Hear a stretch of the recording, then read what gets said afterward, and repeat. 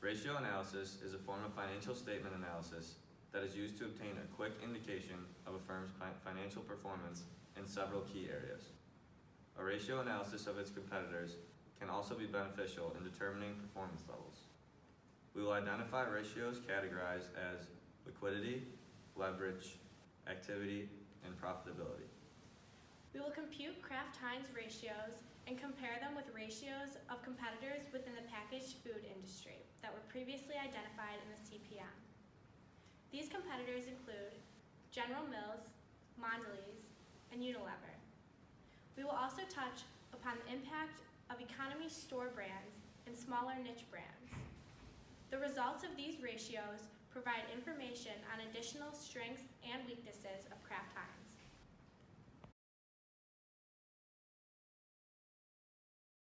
We are pulling out some specific ratios we analyzed to highlight differences both good and bad between Kraft Heinz and our competitors.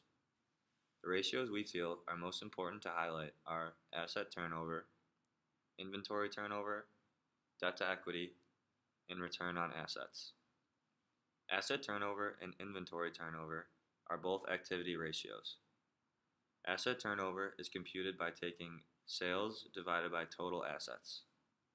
The packaged food industry asset turnover is 0.92, while Kraft Heinz asset turnover is 0.22.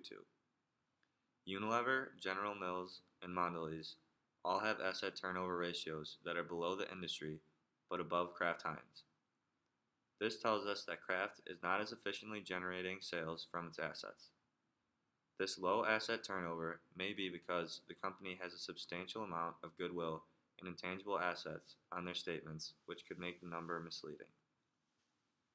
Inventory turnover is computed by taking cost of goods sold divided by average inventory.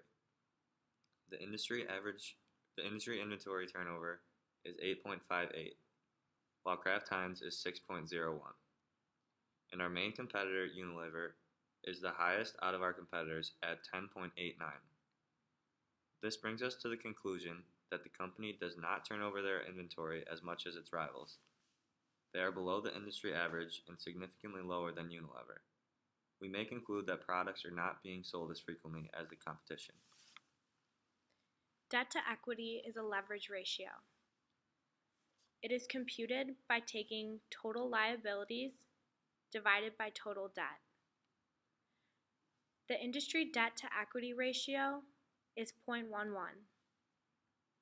Kraft Heinz is 0.81. The debt to equity ratios for General Mills and Unilever are both 3.19. Mondelez is 1.41.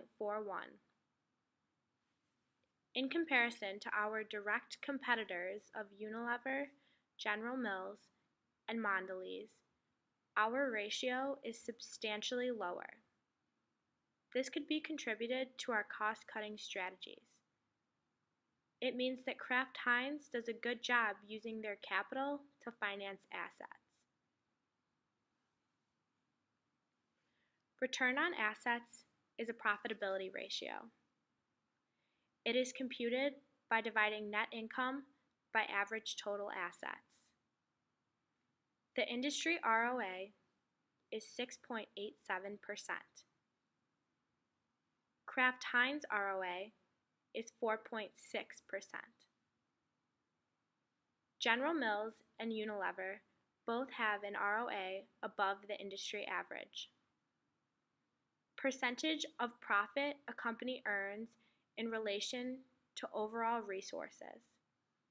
The ROA will give us a good indication of the capital intensity of the company. This will depend on the industry, but as a rule of thumb, an ROA over 5% is generally good. Kraft Heinz is a bit below average. Increasing income would be beneficial to the profitability of the company. We also wanted to mention that although they may not be direct competitors to our brand Kraft Heinz as a whole, smaller niche brands may be important to pay attention to.